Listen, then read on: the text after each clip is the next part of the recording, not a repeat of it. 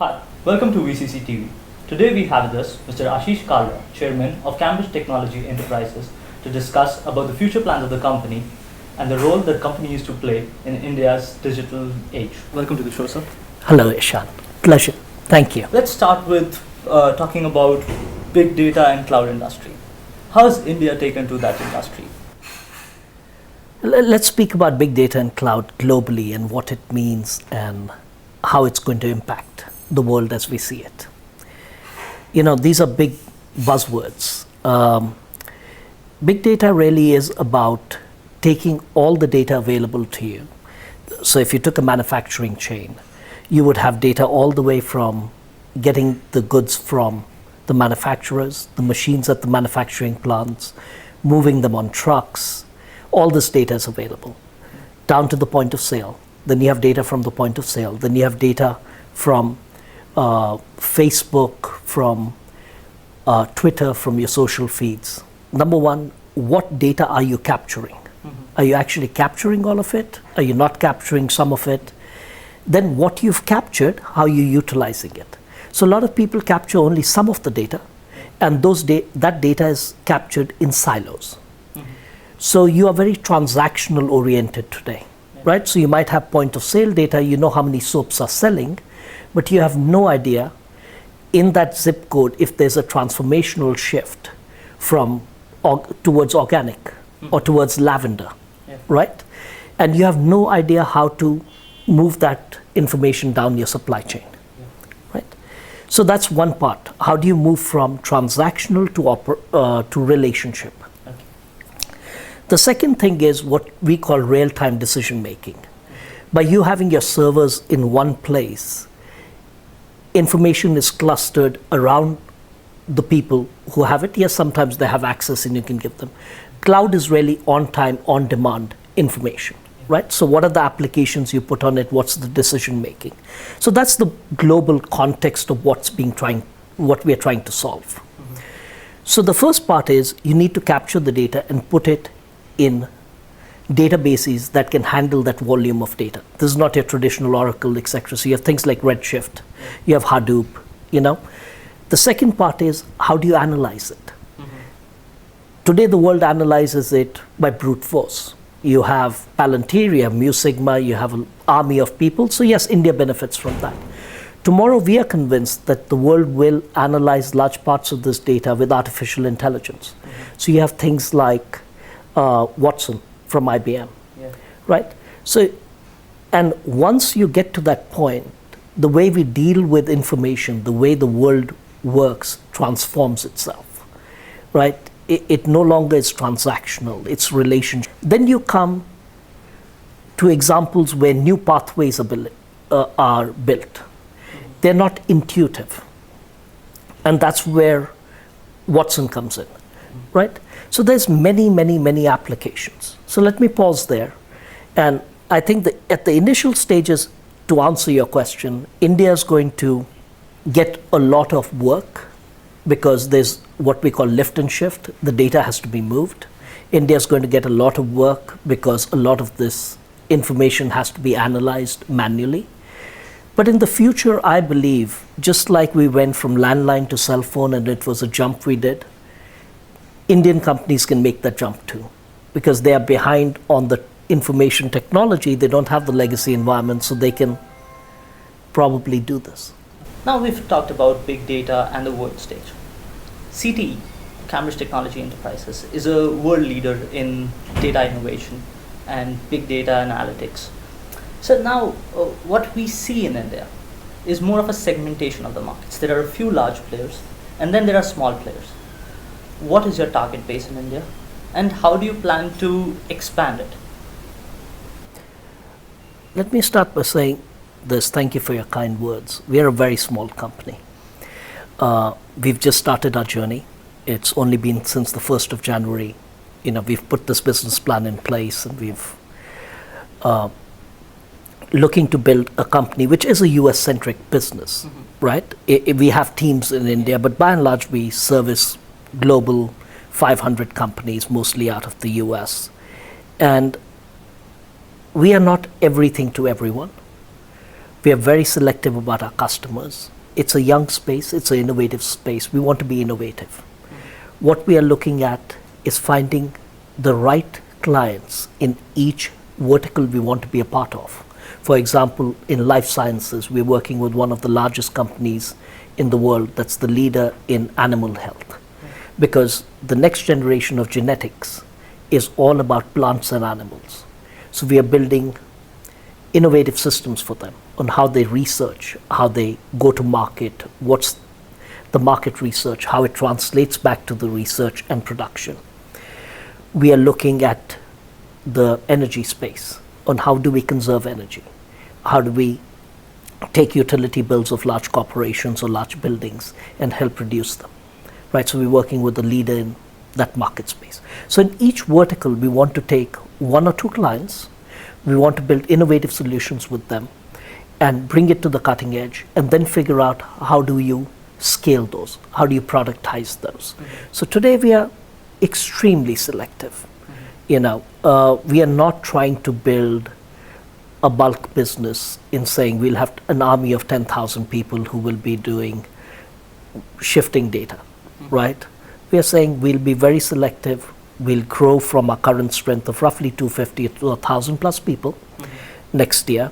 And we're going to be very focused on technologies like Watson. We're going to be very focused on a few things and try and put them together. If I had to put it very simply, what I tell my team is we are looking to solve big problems, right? Let's figure out some big problems. Let's hit them head on and figure out how to deal with them. Tell us more about your partners and projects. You've discussed them in examples. Yes. Okay, you've just made agreements with the lead company. You've made agreements with Apica. Yes. Okay, Relic Inc. Yes. Okay. Just tell us more about those projects. So the first stage was really build out a plan. The first part of it is we have to build partnerships with the right people. We are systems integrators. We are not trying to build a product. We are saying technologies exist. How do you put them together for a solution? So we went out and what we thought were the 8 to 12 people we wanted to work with, we built and forged partnerships in the first 90 days with those, right? So we have Amazon, we have Fortrock, we have Apica, we have Tableau, IBM, Watson, etc. Right? So they're, and I should mention Oracle as well. So very keen on Oracle. So they're either infrastructure providers who provide backend or they are providers who provide analysis and solutions that can provide analysis. We've started working with a very innovative company out of Europe called Backbase that does systems for all the major banks. So, and we're looking to work with them on some fairly innovative cloud-based solutions as well. So that was step 2. Step 3 is where we are coming now, is we are a for-profit business and not an R&D shop, so how do you build revenue, right? So in each vertical, with each partnership, we are now trying to build revenue. So let's, for example, the lead group. The lead group is really revenue. It's taking something very specific that we wanted to do with a client who wants to do the same thing and then build it on Redshift to deliver that solution, right? So that's where the lead group comes in. So you will see with each partnership we've built, we've been very thoughtful. With each one of those, we will then do 1 or 2 clients to build out a solution. And once we've built that case study, then we will look at the economics, etc., and then say, do we want to scale this and get 10 more clients in that space, or do we, it just doesn't work, right? Hypothetically, it makes a lot of sense. Yeah. So now we've talked about revenue. Yes. We're moving on to that equation as well. Yes. Okay, you're not an R&D organization and it's a revenue-making company. Yes. Okay. So what are your models for revenue at this point of time that you're looking at? Our model is very simple. We are a services business. Our cost is labor and space. The more innovative we are, the higher end the value chain we are. We don't sell on a cost plus basis. We don't say our cost is X and we sell on a value proposition. We say either to the client, look, this is costing you 10 million a month and we believe we can bring the cost to 2. So now, what is it worth, right? That's how we price ourselves. Or we can say, we believe you can make 10 a month on something you're making 0 on, and we can help you there, right? So what's that worth? So our pricing is completely value based, with the client. It's a partnership model. In most of the clients we're trying to work with, we enter into what we call a strategic partnership, where we try and come up with the IT plan with them that we are going to build over the next 2 or 3 years, and then start working on the first statement of work. We say, here's the first thing we'll work with, then we'll move on. Because you can have a very innovative idea, but what happens is you have to do a lot of non-sexy things before you can get to the big idea. And that's usually the challenge if you don't have a buy-in. Yes. BSE has put 29 firms on restrictive trades. Yes. But CTE is one of them. Also, what we have seen is your shares jump up in the last 2-3 months. Okay. So, how has that dented the company's image, the restrictive trades practice? Right. And what can we look for in the Okay. Let me divide it in 2 parts. One, which is the fundamentals of CTE. The second is the stock market moving companies in and out of what they call the T group, which is, as I understand, and I don't know the Indian market extremely well, is, it's cash and carry. So let's speak first fundamentally about CTE. CTE has been around for more than a decade. It's a forgotten company. It's neglected, forgotten, no one knows it. Markets in India typically trade at roughly 20 to 30 times earnings in the technology space. Now, if you're a high growth company that's innovative, you can trade as high as 100 times. We've only announced 1 quarter's results. Right? I think the quarterly results were almost 100% higher than the same quarter last year. It was the first quarter we took over.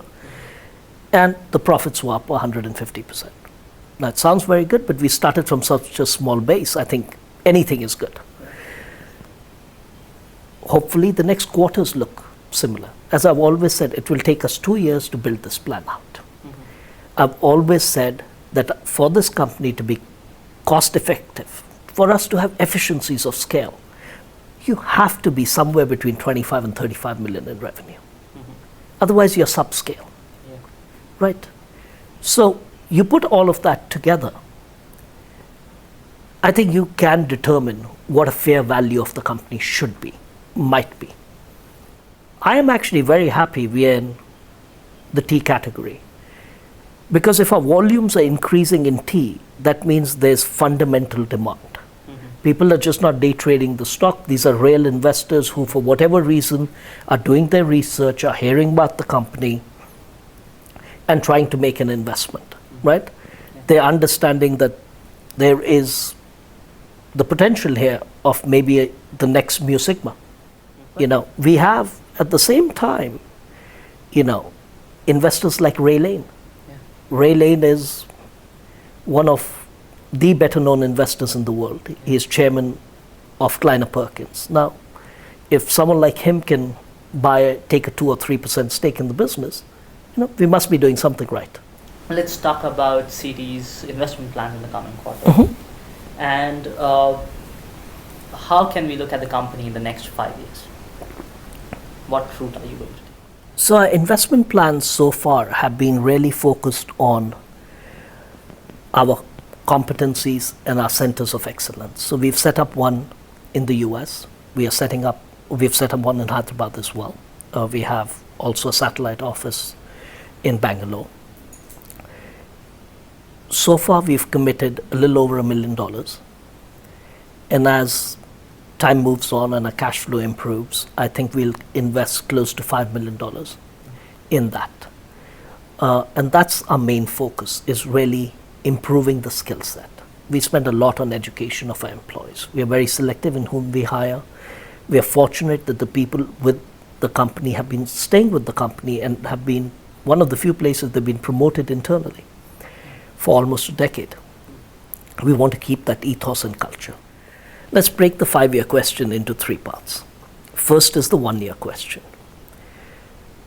Our plan for this year is really build the partnerships, build the case studies, stabilize the revenue to ensure that hopefully by next year we are cost efficient. That's, in a nutshell, the first goal. I think it'll take us at least 2 years.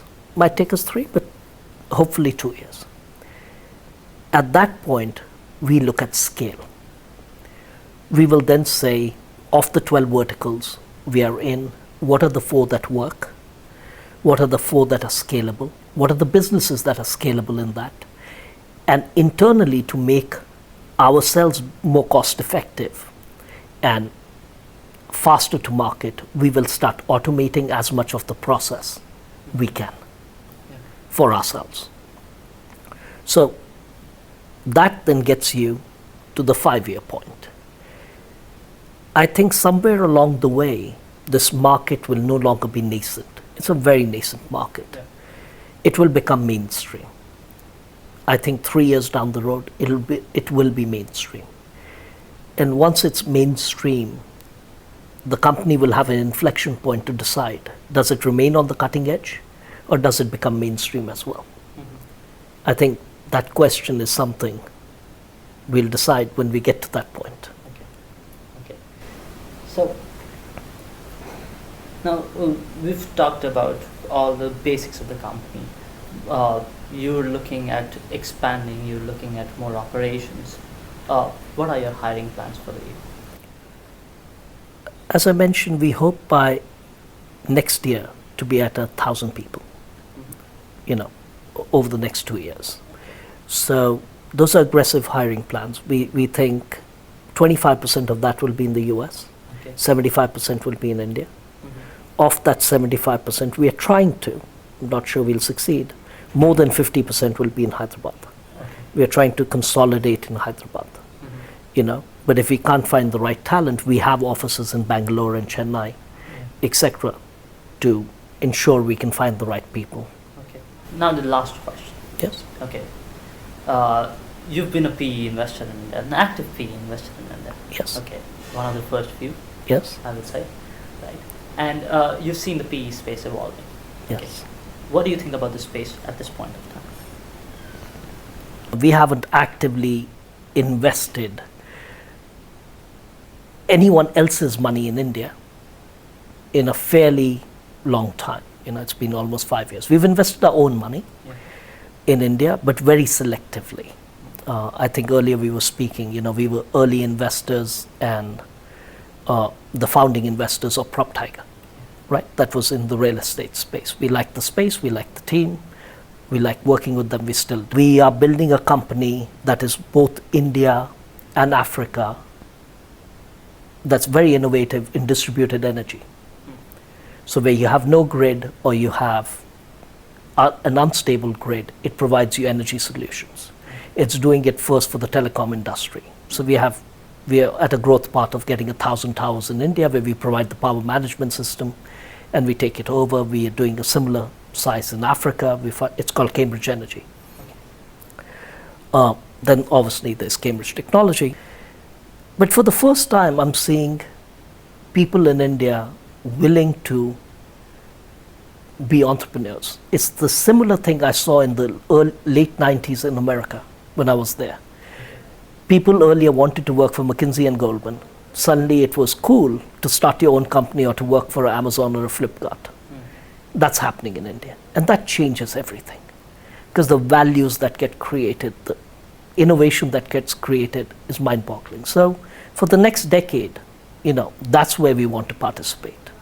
That's where we see the opportunity. Okay. Are you looking at infra and real estate again? No, not for third-party capital. I would say PropTiger is a real estate play. We did that. Cambridge Energy is definitely an infrastructure play. We're doing that. So selectively, with the right team, the right market opportunity, we'll absolutely be investors. But we have no desire to raise third-party money to invest in India. It's not the space we want to be in. I think when we were invited by the government to be a part to that space, help with the policy, help open up the markets, our commitment was we'll bring in the first billion and hopefully 20, 30, 50 billion will follow. I think we held our part of the bargain. We did our bit. Yeah. We're done. Okay. Thank you, sir. Thank you very much, Ishan. It's been a pleasure.